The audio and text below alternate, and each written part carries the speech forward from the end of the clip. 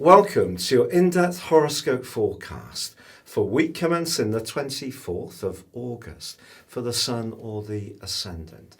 If you've yet to subscribe to my channel, I'd be honoured if you did so now, especially if you do comment, because I do answer every single one.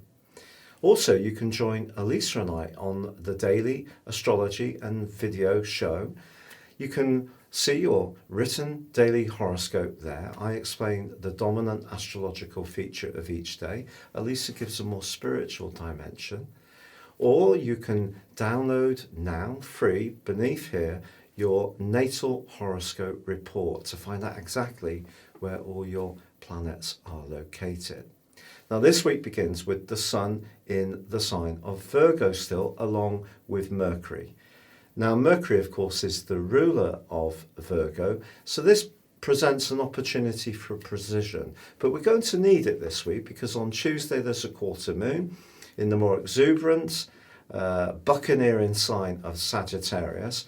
And it's possible that this could see us promise to do things for people in good faith, which may prove actually a bit difficult to deliver upon. Or if we're someone who's very conscientious at the best of times, it may seem that other people's demands are really closing in on us. So it's just a reminder to reinforce our boundaries. Now Mars, the planet of desire, is still in a right angle with Saturn. This has been going on all month. And of course Saturn is in retrograde, as is Mars. So the clue here is that if we're wanting to make progress about something, we're probably going to need to factor in that it might not go quite as quickly as we like, because Saturn can be like almost a brake that restricts and limits us and creates frustration, quite frankly. But Venus is definitely the dominant planet this week and forges a number of very interesting angles. On Monday and Tuesday, she's pushing us to go outside our comfort zone, be a bit more experimental. If we're in a relationship where we're basically happy, but it's become rather too mundane, Venus and Uranus are saying, look, can we change things up a bit? Reimagine how we can do things to recreate the spark. But also Pluto is in conflict with Pluto this week. Now, tiny Pluto is very influential because it is about power. And so when we have Venus opposite Pluto, somebody could offer us something. It may be to do with a business proposition, it may be a financial situation, or it may be affection. It could even be sex. But when Pluto's involved in the mix, we need to be a little bit aware of as to if there's any leverage involved, any catch. But someone may really present something or themselves in such an alluring way, it may be very hard to resist. And also Venus is forging a quite beautiful angle to Neptune. This is one of the most glorious of all the Venus-Neptune angles, and it can promote the potential for true love. But it is also true to say that Venus is in opposition with Jupiter, which is rather an exuberant link, which kind of encourages us to have fun, to be, although Jupiter's weakened in the sign of Capricorn, it is saying, look, if we can break out and enjoy the good things in life, perhaps spoil ourselves a little bit, because Jupiter can be in Capricorn about luxury, and Venus in Cancer is about creating a reality that's rather warming and comforting. So you can see an enormous welter of different planetary influences. The best thing each of us can do is be conscious of sincerity, because with Venus in Cancer, it's a very nurturing, it's a very lovely location, and it can bring out the more mothering instincts within us. But I think if there is somebody perhaps dazzles us with that Uranus energy, who's rather different and dashing, just be conscious of the Pluto energy as well, because the potential for something magical is there this week, but also for some kind of grand deception too. Your specific forecast, Leo, sees a lot of energy in your sector of reflection. This could mean that you're really thinking about someone from your past in a big way. Now, it could be that it's someone who is no longer with us, and you could be feeling genuinely very nostalgic for those past happy moments you've shared? Or is it a relationship which is struggling a little bit? Trying to understand exactly where you stand at the moment could be a little bit of a challenge. But the thing with the Sun and also Virgo in the sign of Virgo is they're asking you to think about your values.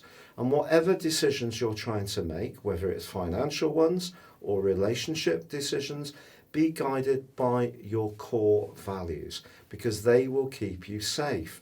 This week actually has some gorgeous opportunities, but it does also have a potential gotcha in the guise of Venus.